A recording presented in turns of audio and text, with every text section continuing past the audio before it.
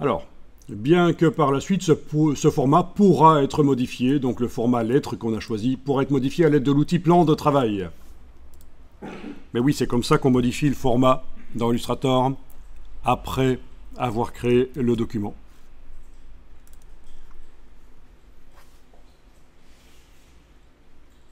Alors, parallèlement au travail dans Adobe Illustrator, vous devez avoir sous les yeux l'image d'un lion vu de face. D'accord? Parallèlement au travail dans Adobe Illustrator, vous devez avoir sous les yeux l'image d'un lion vu de face. Donc on va aller chercher une image. Une image de quoi?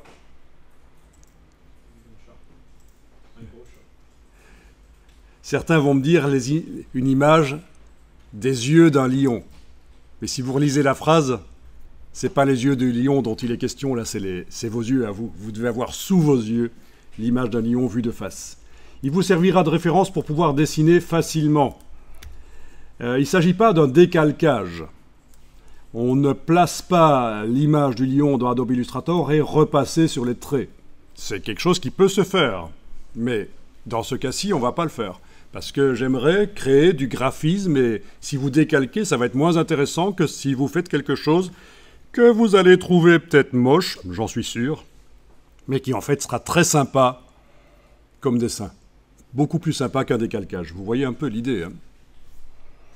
Et si vous ne savez pas dessiner, c'est encore mieux. Donc, l'image de référence pourrait même être sous copyright. Il y a très peu de chances que le dessin, si on le superpose à la photographie, puisse être utilisé comme preuve que vous avez enfreint le copyright de la photographie. Donc si vous pensez que c'est bizarre que quelqu'un puisse avoir l'idée de superposer votre dessin à une photographie pour prouver que vous l'avez utilisé, sachez que dans les cours de justice, pour les litiges commerciaux, c'est comme ça que ça se passe. Il y a des experts qui montrent au juge que quand on superpose votre dessin à la photo, vous avez utilisé la photo de tel auteur sans son autorisation. Donc ça débunk un peu une idée que si je dessine par-dessus la photo, il n'y a pas de problème de copyright. Pas du tout. Il y en a. Mais donc là, vu qu'on ne va pas décalquer et qu'on va redessiner à l'œil, il y a peu de chances qu'on puisse prouver que vous avez utilisé la photo. Bien, donc, on va aller chercher une photo sur le web. Je vous laisse faire. Vous vous débrouillez pour trouver une photo d'un lion vu de face. Je vais aller dans Bing.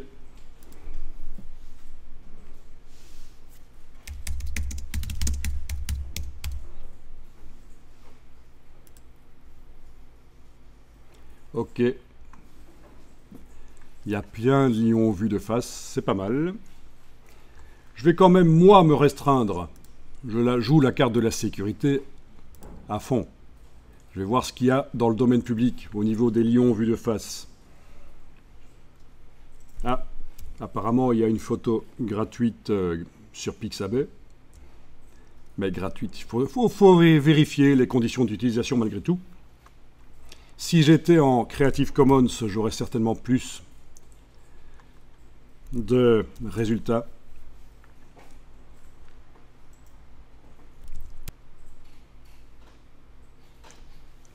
Bon, ok, toutes les licences Creative Commons. Bon, peu importe, je vais voir si je peux avoir celui-là. Ok. Il propose tout de suite celui-là de le télécharger et il ne me l'affiche pas quand j'ai cliqué sur « Afficher l'image » pour la voir en grand. Ceci dit, cette image pourrie ici pixelisée fonctionnerait aussi. Parce que c'est juste pour avoir la tête d'un lion sous les yeux, le temps de faire le travail. Tiens, il a le nez tordu. Il n'a pas le même œil de chaque côté. Ça, c'est la vraie vie, quoi. Personne n'a un visage symétrique. D'ailleurs, si vous aviez un visage symétrique, ce serait bizarre. Les gens auraient une sensation bizarre. Envie d'un petit café? Non, je rigole. Pourquoi je vous montre ça? C'est un logo très connu. Justement à propos de ce dont je viens de parler. C'est dissymétrique. Où ça?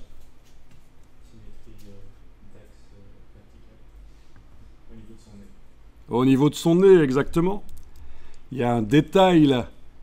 L'ombre d'un côté du nez. Oui, parce que c'est l'ombre, hein. On imagine que c'est pas ses poches d'œil. Elle est différente de l'autre côté. Et si c'était pas le cas, ça serait plus bizarre. Donc c'est très connu dans le monde du graphisme, ce logo.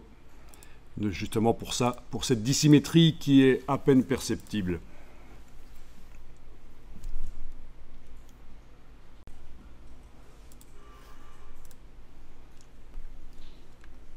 Alors, on va faire apparaître les règles une fois que vous êtes certain d'avoir le fichier sur le disque dur. C'est mon cas, il est là.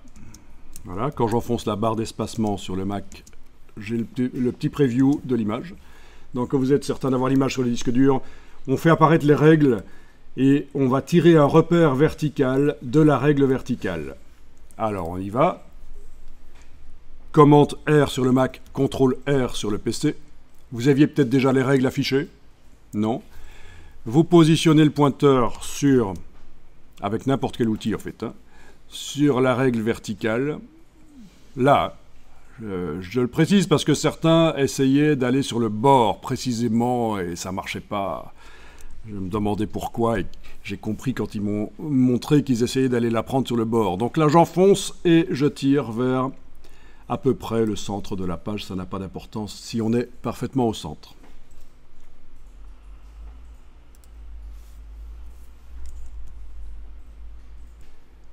Alors, il serait peut-être intéressant de verrouiller ce repère, je pense.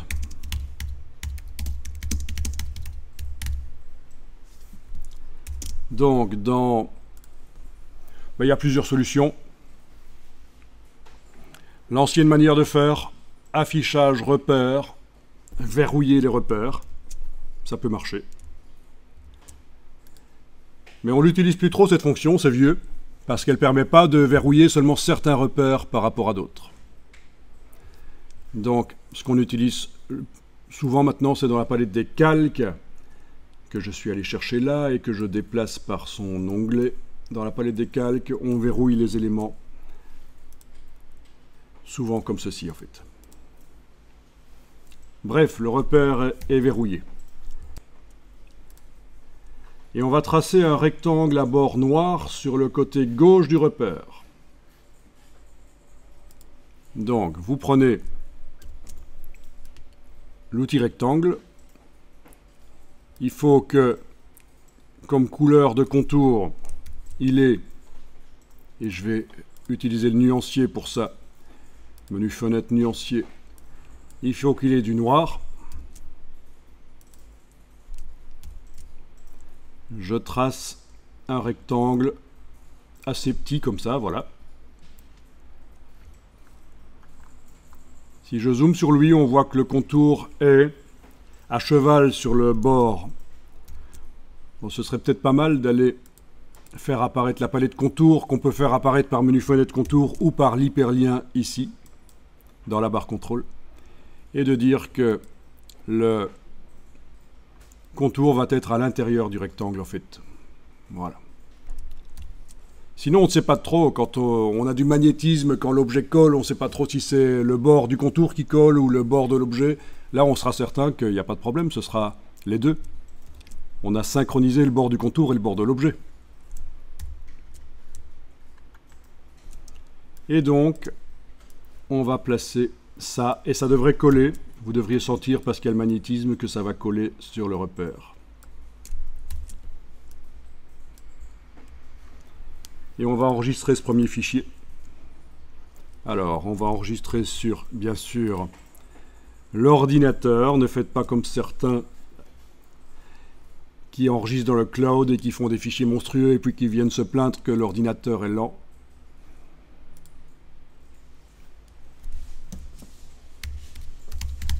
Bon, je vais l'appeler symétrie 01.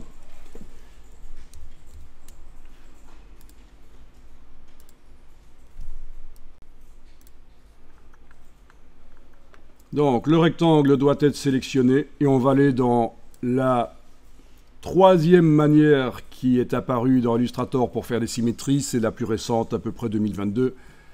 Objet répété miroir. Donc, le Rectangle doit être sélectionné.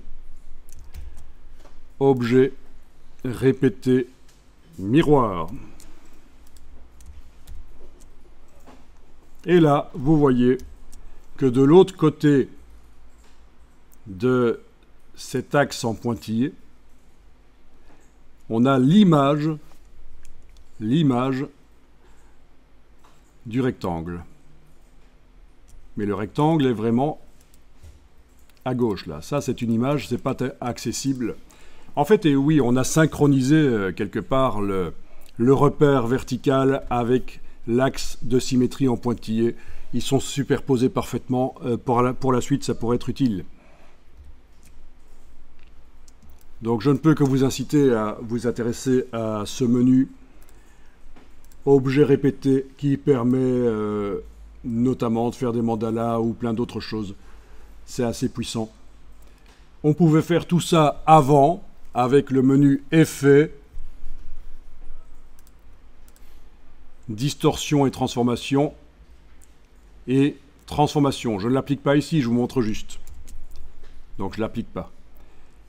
Tout ça, on pouvait le faire avant, mais c'était plus complexe. Maintenant, ça devient plus facile. En fait, on va toujours vers cette tendance-là. Les logiciels deviennent de plus en plus faciles à utiliser. Adobe, notamment, se casse la tête pour essayer d'avoir de nouveaux clients. Et donc, les logiciels doivent être de plus en plus faciles. Ils font même parfois des versions simples des logiciels pour attirer du public, parfois même gratuit. Alors, on va dessiner au crayon la moitié du lion du côté gauche du repère. Alors, si, pour une raison ou pour une autre, vous auriez préféré dessiner la partie droite du lion plutôt que la partie gauche, vous recommencez le processus voilà, de miroir. Attendez, est-ce qu'il ne suffirait pas de le déplacer de l'autre côté? Si, c'est génial avec ça.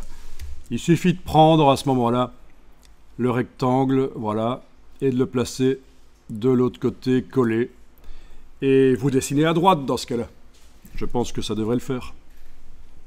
Ceci dit, avec ce système-là, quand on dessine, est-ce que ça ne va pas de toute façon sur les deux côtés? Si, non.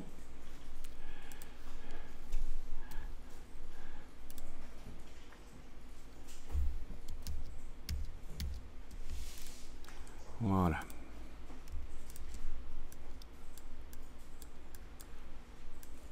Oui, il faut choisir le côté dans lequel on dessine, sinon ça fout tout en l'air.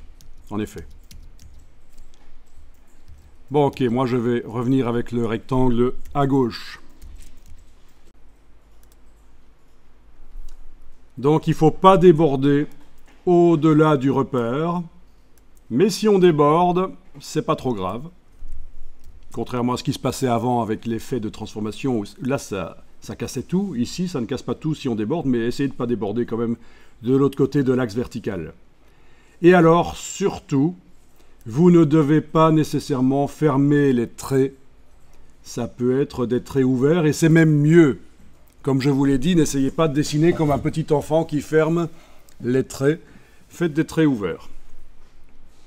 Donc l'idée, c'est de mettre sur un écran, si vous avez plusieurs écrans,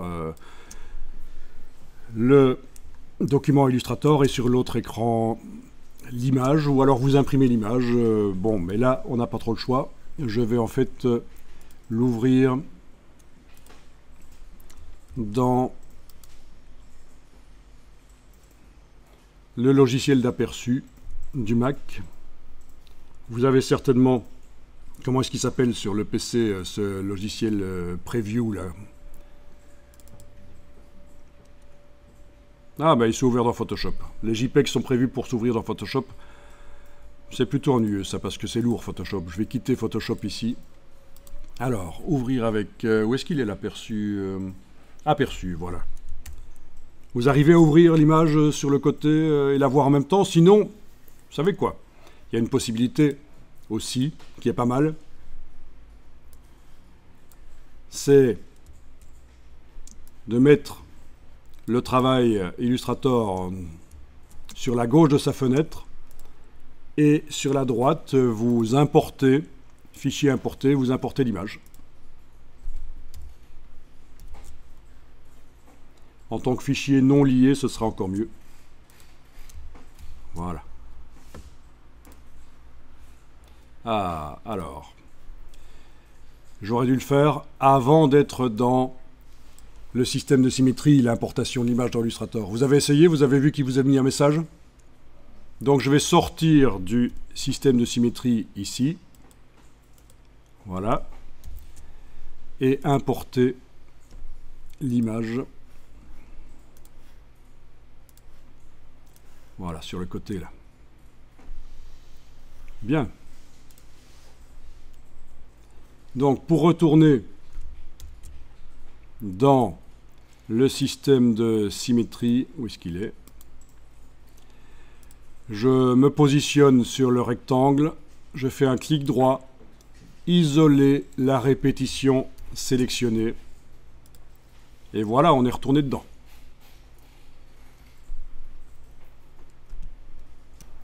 À quoi il sert le rectangle? Ben, il faut un objet de départ. Si vous n'avez pas d'objet de départ, vous ne pouvez pas enclencher la symétrie.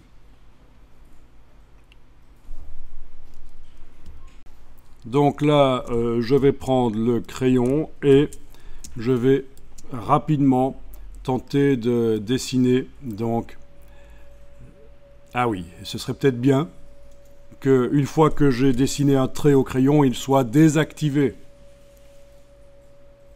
J'ai pas besoin de vouloir revenir dessus pour le modifier. S'il n'est pas bon, je ferai un CTRL-Z en fait. Donc ce que je vais faire, c'est double-cliquer sur le crayon et aller décocher ici « Conserver la sélection » dans les options de l'outil crayon. Alors, vous avez aussi la fidélité. Est-ce que, une fois que le trait est créé, à quel point est-ce qu'il est lissé? Ben là, on a un lissage moyen. On va dire que c'est bon comme ça. Voilà, donc on en était à tenter de dessiner le lion. N'hésitez pas en plusieurs étapes.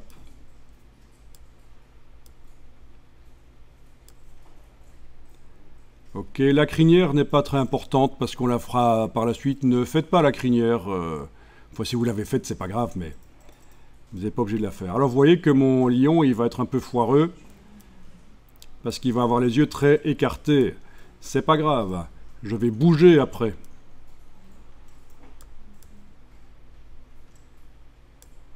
Je vais bouger les choses.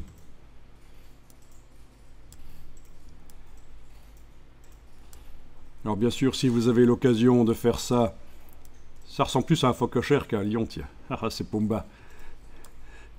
Alors, on va régler le problème hein, du phacochère.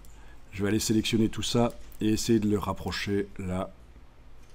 Voilà.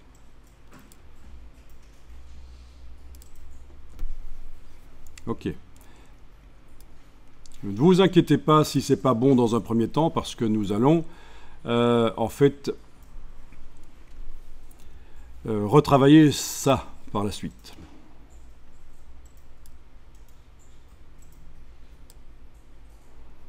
Voilà.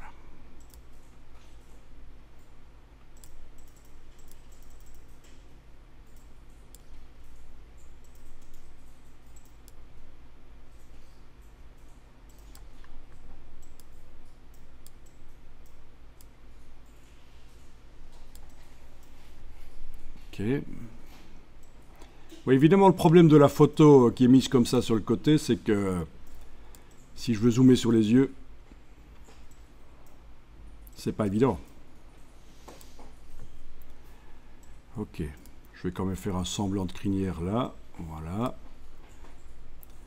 Mais après, de toute façon, pour la crinière, on fera autrement. Ah oui, alors le rectangle là peut disparaître, bien sûr. Il ne sert plus. Dès qu'il y a eu un autre trait qui avait été créé, ou même avant, on aurait pu supprimer le rectangle. Ok. Bon, ben, faites-vous plaisir quand même, faites un peu la crinière, mais on retravaillera la crinière d'une manière différente, en fait.